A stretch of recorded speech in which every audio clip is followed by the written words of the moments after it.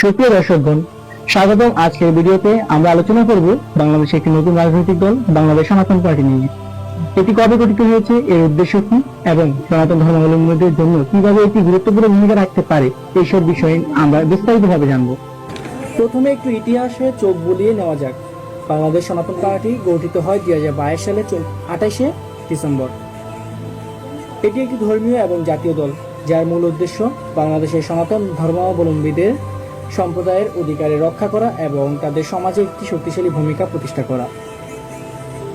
যেমনটি আমরা জানি, বাংলাদেশ সনাতন ধর্মাবলম্বীরা অনেক গুরুত্বপূর্ণ একটি সম্প্রদায় এবং তাদের সামাজিক ও সাংস্কৃতিক অধিকার অনেক সময় উপেক্ষিত হয়।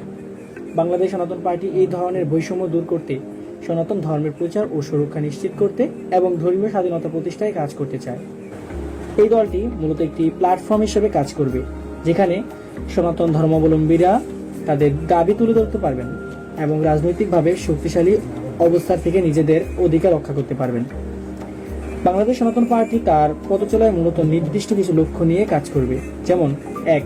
সামাজিক ন্যায় বিচার, অর্থাৎ ধর্মাবলম্বীদের বিরুদ্ধে বৈষম্য দূর করা। ধর্মীয় স্বাধীনতা, দেশের সকল ধর্মের মানুষের জন্য সমান অধিকার নিশ্চিত করা। শিক্ষা ও সংস্কৃতি, সনাতন ধর্মের সংস্কৃতির প্রচার ও শিক্ষা প্রসার। সামাজিক উন্নয়ন, সমাজে শান্তি এবং উন্নতি প্রতিষ্ঠা করা। এখন প্রশ্ন, এর জন্য কোনো সময়সীমা আছে কিনা? না, এর জন্য কোনো সময়সীমা নেই। বাংলাদেশের নাগরিকত্ব ভোটার হলেই চলবে, যে কোনো বয়সের।